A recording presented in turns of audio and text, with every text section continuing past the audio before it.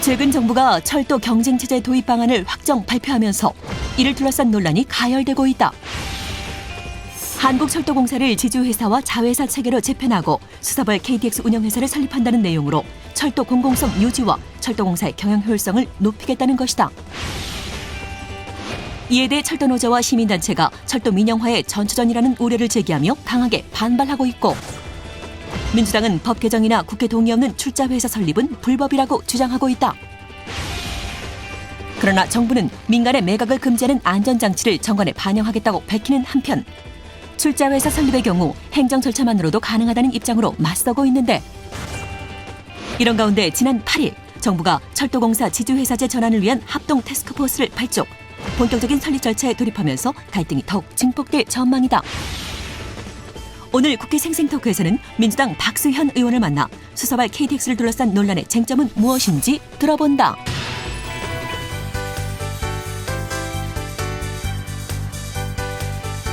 안녕하십니까. 국회 생생토크 장진영입니다. 정부가 지난달 26일 철도 산업 위기를 해결하기 위한 발전 방안을 발표했습니다. 철도공사의 독점 구조를 없애고 수서발 KTX의 자회사를 만들어 경쟁 체제를 유지하겠다는 것이 골자입니다.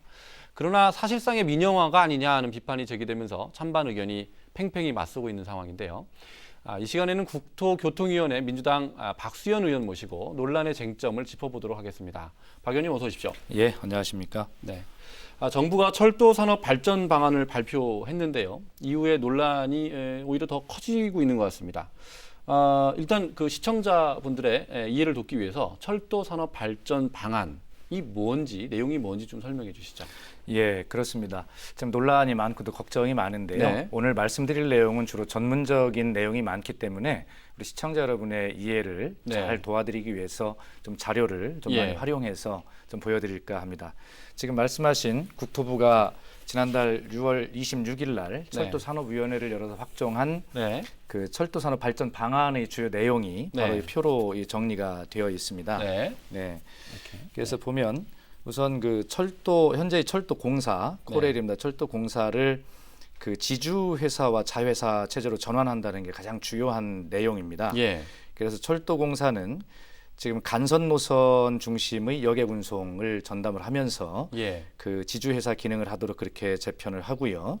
그다음에 밑에 보이듯이 지금 수서발 KTX를 비롯한 여객 부문, 그다음에 그 화물 부문, 그다음에 철도의 장비 임대, 그리고 유지보수 자산관리, 그다음에 역세권 개발 같은 지원 및 기타 사업 부분, 이 부분을 이렇게 분할해가지고 자회사로 만든다는 계획이거든요.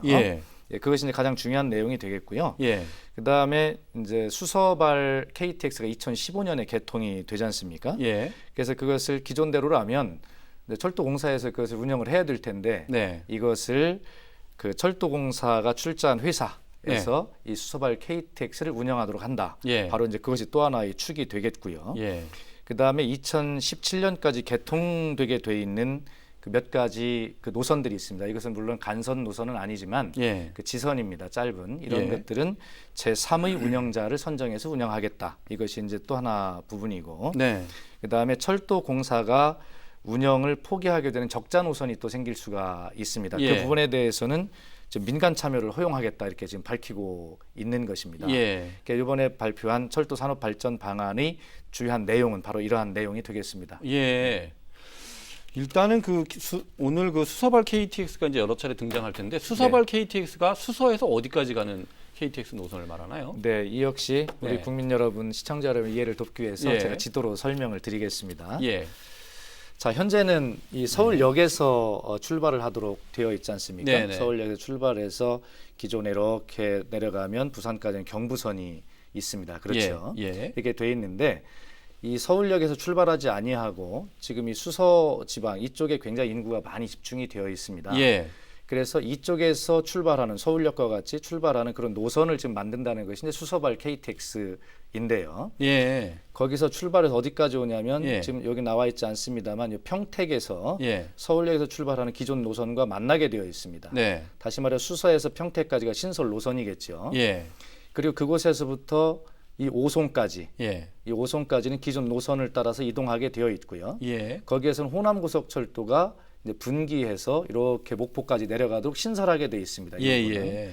그리고 나머지 경부선은 이제 기존의 노선을 이제 활용해서 하게 돼 있는 것이죠. 아, 네. 예. 지금 그래서 아마 우리 시청자 여러분께서 이 지도를 보시면 예. 말로만 듣던 수서발 KTX 어떤 것인가 이렇게 이해가 되실 텐데요. 예. 네, 그래서 정리해서 말씀드리면 수서 쪽에 있는 이 강남 네. 쪽에 있는 인구, 많은 인구를 그 생각해서 네. 바로 이쪽에 이제 출발역을 만든다는 것이고 네. 평택까지는 신설 노선 예. 그리고 기존 노선을 활용해서 오다가 오송에서는 호남 고속철도가 분기하고 네. 경부 고속철도는 기존 노선을 활용해서 간다 이렇게 네. 되겠습니다. 그러니까 노선은 그 평택까지만 수서에서 평택까지만 새로 놓이게 되는. 아 거가 거기 되는 신설이고요. 건가요? 네. 여기 저 오송에서 분기하는 지금 파란색 칠해져 있는 호남 고속철도. 아, 그거는 전체가 다. 이거는 전체가 다 신설 노선이 네. 되겠습니다. 그래서 이따 말씀을 드릴 기회가 있을지 모르지만 이 네. 신설 노선에 네. 약 15조 원의 그 국고가 투입된 그런 아, 사업이 되겠습니다. 그렇군요.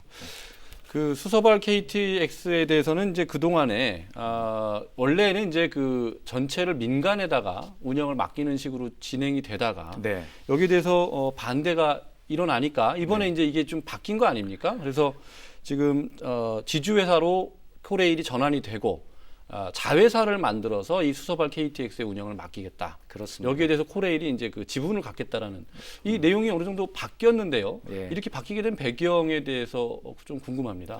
예, 지금 우리 저 진행자께서 말씀하셨듯이 애초에는 네, 이것을 2011년에 처음에 이야기할 때는 네. 이걸 민간에 주겠다 그랬습니다. 예. 근데 사실은 아시다시피 국가의 기간 산업인 철도나 네. 이런 것들은 쉽게 민영화를 할 수 있는 대상이 아니거든요. 예. 사회적 합의가 필요하고 굉장히 검토관이 필요한데 그래서 반발이 심하니까 네. 어쨌든 그럼에도 불구하고 저희가 지금 반발하는 것은 이것이 아주 민영화를 절대적으로 선언하는 것은 아니지만 네. 민영화라고 하는 그런 비판을 피해가기 위한 우회적 방법을 선택한 꼼수다. 네. 이렇게 저희들은 지적을 하고 있는 것이죠. 예. 그래서 이따 혹시 뭐 질문을 주실지 모르겠습니다. 그 네. 이유는 그렇습니다. 예.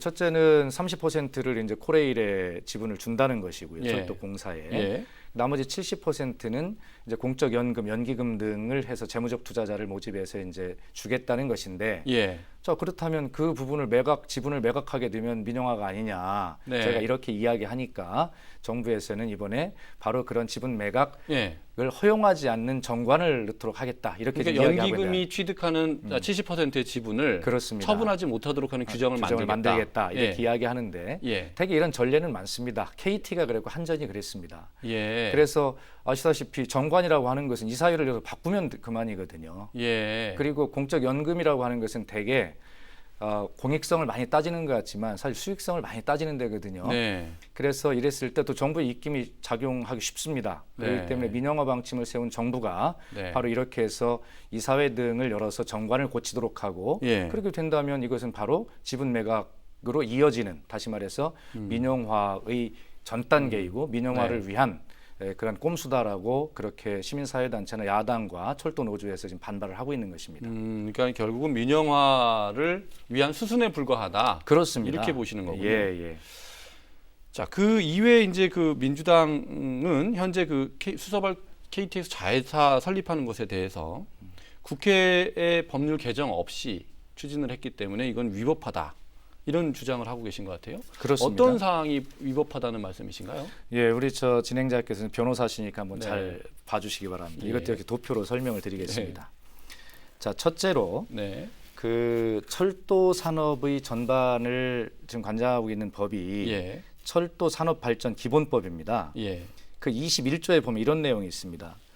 철도 운영 관련 사업을 효율적으로 경영하기 위하여, 네. 다른 건 빼겠습니다. 한국철도공사를 설립한다 이렇게 되어 있어요. 예. 이걸 보면 한국철도공사가 철도 운영 관련 사업을 운영하도록 되어 있는 것이죠. 예. 그런 규정이지 않습니까? 예. 자, 그런데 바로 이러한 규정을 고치지 아니하고 한국철도공사가 아닌 예. 다른 곳에 자회사에 이 철도의 운영입니다. 수서발 예. KTX를 운영하겠다는 것은 예. 이것을 넘기겠다고 하는 것은 상위법이나 특별법을 마련하지 않는 한, 그리고 이 법을 고치지 않는 한 분명하게 철도 산업발전 기본법을 위반하는 것이다. 이렇게 네. 저희들은 주장하고 있고요. 두 예. 번째 근거는 예. 또 철도 사업법이 있습니다. 예. 이 중에 제5조의 면허 조항을 가지고 예. 국토부는 이렇게 해도 된다라고 주장을 하고 있는데, 그렇죠. 면허부는 예.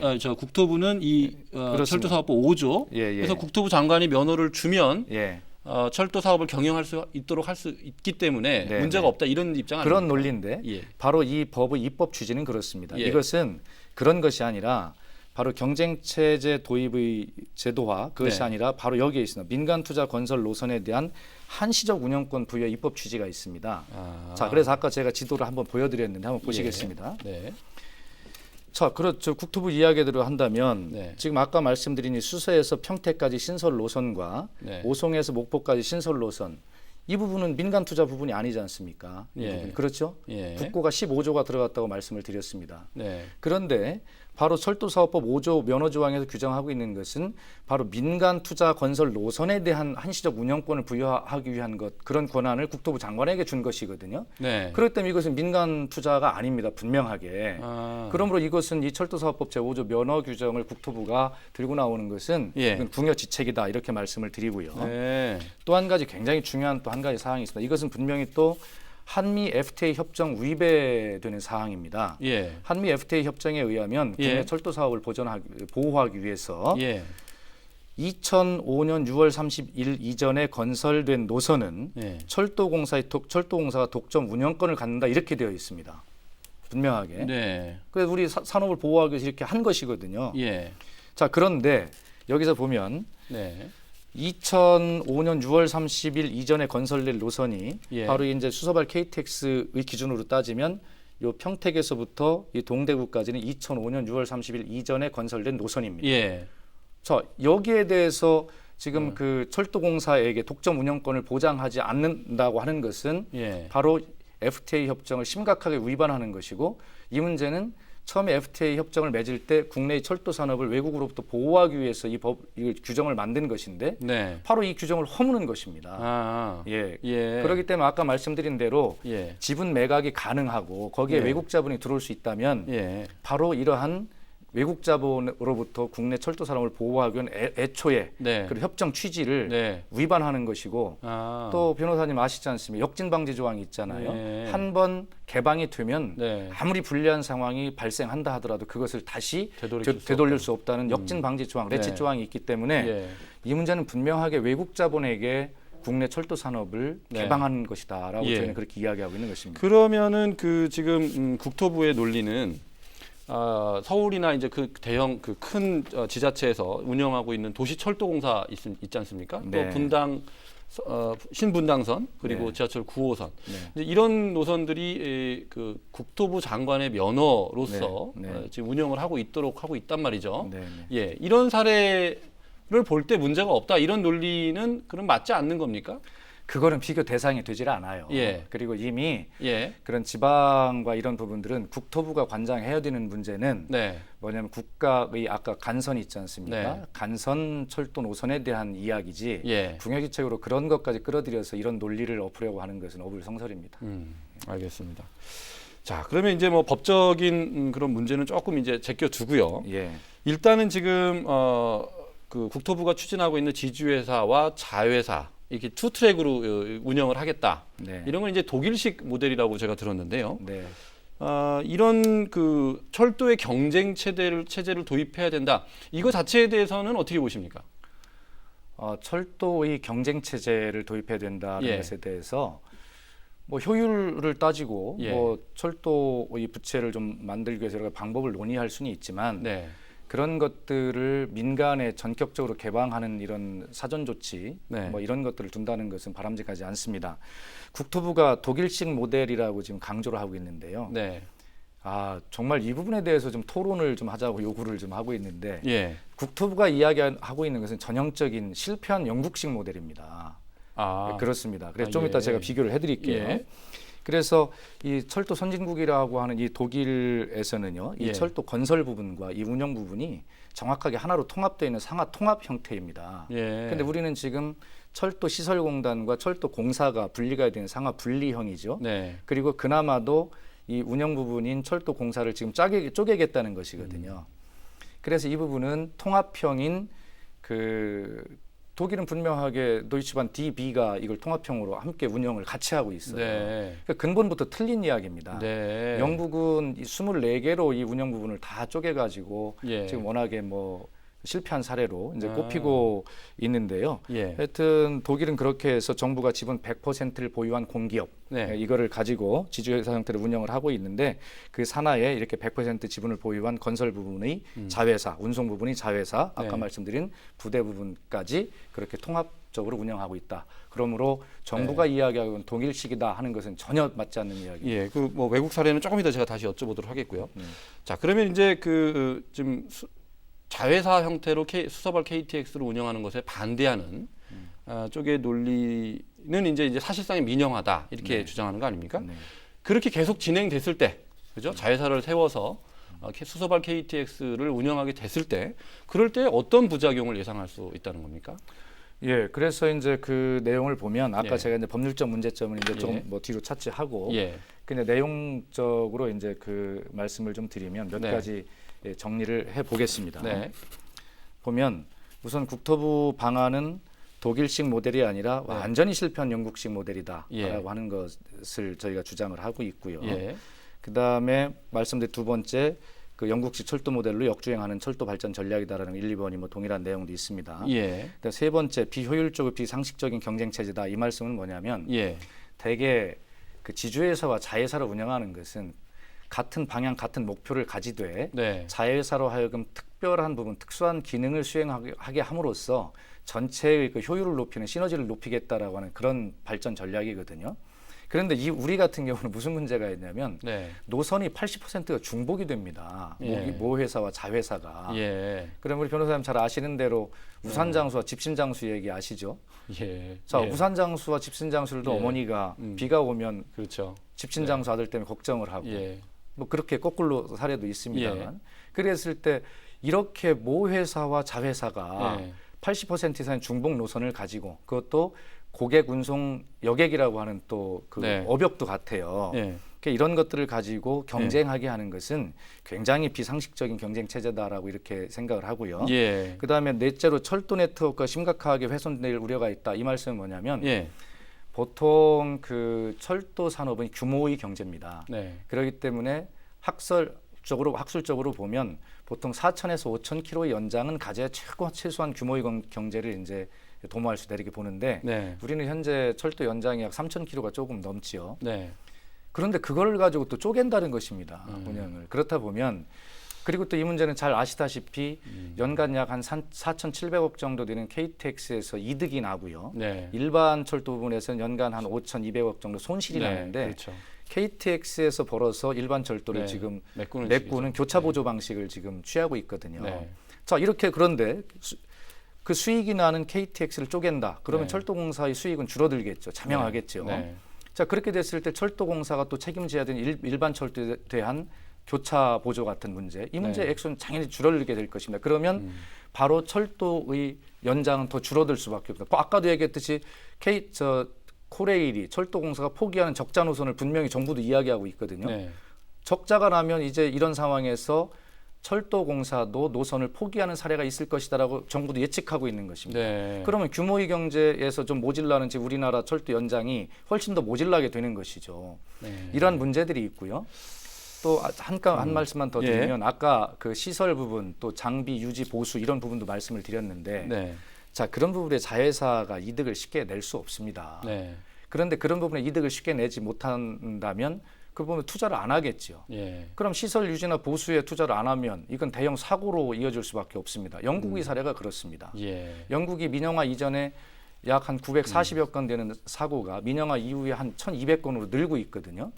이렇게 불을 보듯 뻔한 이런 구조를 밀어붙이는 것, 이것은 법률적 문제 외에도 이런 내용적으로 심각한 문제를 내포하고 있다. 그렇게 저는 말씀을 드리고 있는 것입니다. 그러시면은 지금 이 지주회사 자회사 체제로 가는 것이 일단 국민의 입장에서 국민이 철도를 이용하는 국민의 입장에서는 안전하고 싸게 이용하는 게 더 좋은 거 아닙니까, 그죠? 그렇습니다. 그런데 그 안전성 면에서는 지금 말씀하신 것 같아요. 더 위험해질 가능성이 있다. 시설 투자가 안 되니까. 그렇습니다. 요금은 어떻습니까? 요금이 더 싸질 가능성이 있지 않습니까?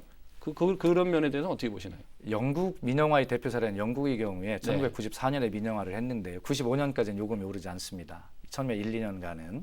그래야 민영화의 명분이 있을 테니까요. 그런데 지금 와서 비교를 해보면요. 예. 1995년 영국의 1995년을 기준으로 따져보면 네. 2010년과 이렇게 비교를 영국을 해보면요. 물가는 약 한 7, 8%를 올랐는데 네. 이 철도 요금은요 무려 한 108%가 오릅니다. 예. 그러니까 물가를 감안한 것보다 2배 이상 오르게 되죠. 예. 결국에 민영화는 철도 요금 인상을 내포하게 되어 있습니다. 네. 그리고 안전의 그 저하를 내포하게 되어 있는 거죠. 영국의 사례가 충분히 증명하고 있다고 저는 그렇게 생각을 합니다. 일본의 예는 어떻습니까? 일본이 1987년도에 이제 네. 민영화를 철도 네. 민영화를 했는데 네. 20년간 요금 인상이 거의 없었다. 네. 이런 내용도 있습니다. 이런 주장도 있던데 어떻게 보십니까? 글쎄 뭐 일본 같은 경우도 이제 그 일본의 민영화는 네. 지금 정부가 얘기하는 건 다릅니다. 일본도 네. 철저하게 JR이라고 하는 예. 공기업이 철도 산업 전반을 떠받치고 있고 많은 희생을 감수하고 있기 때문에 그렇습니다. 네. 그리고 나머지에 정부가 이야기하는 일본도 뭐 민간 경쟁 부분이 있다라고 이야기하는 것, 이 부분도 사실은 아까 말씀드린 우리의 무슨 뭐 지방 도시철도나 이런 거 있지 않습니까? 그런 네. 부분이 있습니다. 예. 그러나 정부가 그것은 개입해서 이야기할 부분이 아니고요. 일본도 분명하게 네. 그 JR이라고 하는 일본 그 공기업이 많은 부분을 희생하고 떠받치면서 이끌고 있는 구조다 이렇게 말씀을 드리겠습니다. 네. 그럼 이제 지금 영국, 일본의 예를 말씀하셨는데요. 다른 외국의 경우에는 어떻습니까? 이게 이제 제가 받은 자료에 의하면 해외 철도 선진국들이 이런 철도 독점 체제를 깨고 경쟁 체제를 이렇게 많이 도입을 하고 있다. 이런 추세다. 이렇게 돼 있던데요. 글쎄, 그게 참 국토부가 왜 자꾸 본인들 유리한 이야기만 자꾸 이렇게 하는지를 모르겠어요. 네, 그렇지 않습니까? 그것도. 제가 정확하게 여기 네. 표로 좀 설명을 드리겠습니다. 예. 자, 영국의 사례는 아시다시피 완전 민간 경쟁형을 도입해서 완전 실패한 사례로 손꼽히고 있는 사례입니다. 예. 자, 독일 같은 경우는 아까 말씀드렸듯이 그 DB라고 하는 이 국영 공기업 여기서 독점 운영하고 있습니다. 네. 예. 그런데 대개 유럽의 나라들이 그렇게 민영화가 추세다라고 하는 것이 우선 맞지 않는 사례이죠. 네. 자, 프랑스 역시 현재 SNCF라고 하는 공기업에서 그렇게 철도를 독점으로 운영하고 있는 그런 공기업 중심형으로 운영이 되고 있습니다. 네. 일본 역시 마찬가지고요. 자, 다만 이탈리아와 스웨덴은 좀 다른 부분이 있습니다. 바로 이 부분은 그렇게 일부 그런 어떤 경쟁을 도입하긴 했지만 예. 이탈리아와 스웨덴 역시 경쟁이 도입된 부분도 민간 이런 부분이 아니라 네. 바로 독일이나 프랑스 이런 아주 굉장히 유력한 그 국가 공기업 있죠. 네. 이런 부분들의 자본이 참여한 그런 사례입니다. 공기업이 참여해서. 그렇습니다. 예. 네. 그렇기 때문에 이것이 어떤 민간 자본에게 개방이 되고 그것이 대세다라고 하는 국토부의 주장은 허구다. 네. 이건 뭐 분명한 게 나와 있는 사실입니다. 그래서 뭐 연기금이라 그러면 이제 국민연금이나 뭐 네. 또 뭐가 있나요? 뭐 이제 그런 뭐 각종 뭐 사학연금 이런 이제 그렇겠죠. 군인연금 네네. 이런 쪽에서 그 지분을 갖고 가게 되는 것도 공기업이 지분을 갖는 거하고 그렇게 다르지 않지 않나요? 그렇지 않습니다. 어떻습니까? 아까도 말씀드렸지만 예. 네. 그 연기금이라고 하는 것은 연기금을 운용해서 수익을 내야 되지 않습니까? 네. 그렇기 때문에 거기는 공공성과 수익성을 비교해 볼 때 예. 당연히 수익성을 더 고려할 수밖에 없는 구조입니다. 그리고 민영화를 추진하겠다고 하는 정부의 입김이 쉽게 작용할 수 있는 구조이거든요. 네. 그렇기 때문에 바로 그 연기금을 70% 지분을 해서 그 정관을 만들고 지분 매각을 할 수 있는 구조를 만들겠다라고 하는 것은 네. 그것은 쉽게 바꿀 수 있는데도 정부가 지금 그것을 눈속임하기 위한 것이다라고 저희들은 그렇게 의혹을 네. 가지고 있고요. 이 부분에 대해서 정부도 분명하게 해명을 해야 된다고 생각합니다. 그렇죠. 그건 뭐 수익을 내야 되는 또 돈이기도 하죠. 그러면요. 네. 예. 자, 그러면 이게 이제 이런 논란들이 계속되는 게 철도공사가 떠안고 있는 그 막대한 부채 때문에 그런 거 아닙니까? 그래서 예. 경영 효율화를 추진해야 된다라는 점에 대해서는 아마 그 반대할 사람은 별로 없을 것 같은데 네.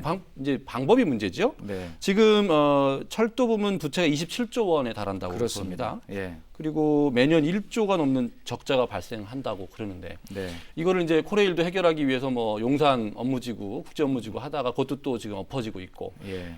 코레일로서는 그럼 어떻게 해야 됩니까? 이 지금 철도 산업 구조 변화를 위해서 뭔가 대책이 필요하건 하는데 네. 이런 방안도 추진하지 못하고 그러면 어떻게 해결해야 됩니까? 예. 지금 철도 부채 27조 말씀하셨는데 그중에 철도공사의 부채가 약 11조가 좀 넘지요. 예. 그 구조를 한번 제가 보여드리겠습니다. 이것을 예. 철도공사의 영업 적자 누적이다라고 지금 이야기하는 정부 주장이 맞지 않습니다. 우선 그것부터 설명을 드릴게요. 예. 철도공사가 출범할 때 예. 부채한 인수가 그 11조 되는 부채 중에 예. 4.4조 5천억입니다. 예. 그리고 그 이후에 공항철도를 인수하느라고 또 쓴 돈이 1조 2천억이에요. 예. 말씀하신 용산 역세권에 투자한 게 7천억입니다. 예. 자, 그래서 이 영업도 영업 적자 누적이 4조 4천억이라고 하는데 예. 바로 이 부분에 함정이 있어요.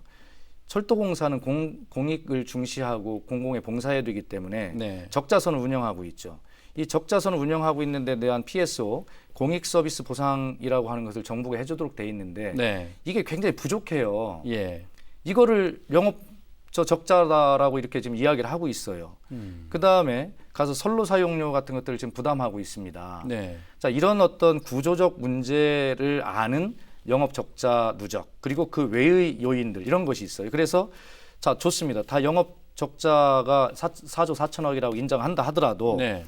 자, 철도망 확충에 따른 차량 구입비 2조 5천억 원, 네. 말씀드린 공항철도 인수 1조 2천억, 예. 그다음에 용산 7천억 네. 이렇게 해서 순수하게 투자 증가를 위해서 투자한 돈이 5조 2천억이나 됩니다. 예. 이것을 가지고 철도공사의 방만 경영으로 누적 적자가 11조에 이른다, 철도 부채다라고 네. 이야기하는 것은 정부가 함께 책임져줘야 될 부분을 예. 철도공사의 어떤 도덕적 문제, 경영 능력의 문제를 이렇게 또 돌리면서 예. 이렇게 하려고 하는 것은 문제가 있다라고 보고요. 그래서 예. 아까 말씀드린 대로 철도공사도 아주 강도 높은 구조 조정을 해야 맞죠. 예. 그리고 이 문제는 철도공사 혼자 해결할 수 없는 문제이기 때문에 네. 또 지금까지 우리 근현대사 100년을 이끌어온 철도 정책이 있다면 앞으로 새로운 100년을 이끌고 갈 철도 정책을 마련하는 일입니다.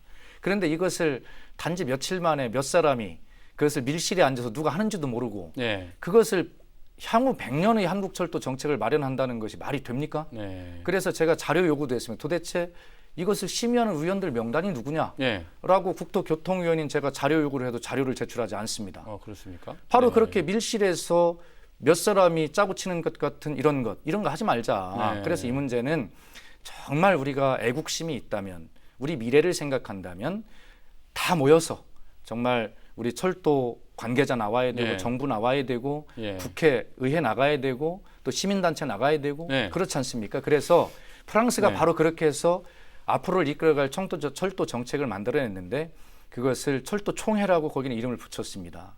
그래서 이렇게 논란이 많은 것, 정부가 자신이 있다면 네. 그런 어떤 철도 총회 같은 단위 회의를 만들어서 나와서 충분히 설명하고 토론해야 합니다. 그래서 사회적 합의를 이루어야 된다고 생각합니다. 그럼에도 불구하고 정부가 이제 철도공사 지주회사 전환을 위한 합동 TF 네. 발족을 했습니다. 네. 여기 대해서 지금 민주당이나 또 국회에는 어떻게 대응을 하실 계획이십니까? 그래서 지금 국회 국토교통위에서는 민주당을 중심으로 네. 지금 이 문제를 우선 국회와 상의해야 된다. 예. 왜냐하면 아까 말씀드렸듯이 입법적 문제가 있습니다. 예. 그렇기 때문에 위법적인 소지가 있고 하기 때문에 국민의 대표인 국회와 우선 논의해야 된다라고 해서 이 문제를 논의하기 위한 소위원회를 네. 국토교통위에 만들 것을 제안하고 있지만 예. 새누리당과 지금 정부가 완강히 반대를 해서 이것마저 이루어지지 못하고 있습니다. 적어도 국회와 대화를 하지 않겠다는 정부의 태도가 오만한 것입니다. 그러면서 네. 그런 것들을 하지 않으면서 TF를 만들어서 이것을 밀어붙이겠다라고 하고 있는 것인데 네. 거듭 말씀드리지만 정말 우리 정부가 정신을 차렸으면 좋겠습니다. 이 문제는 네.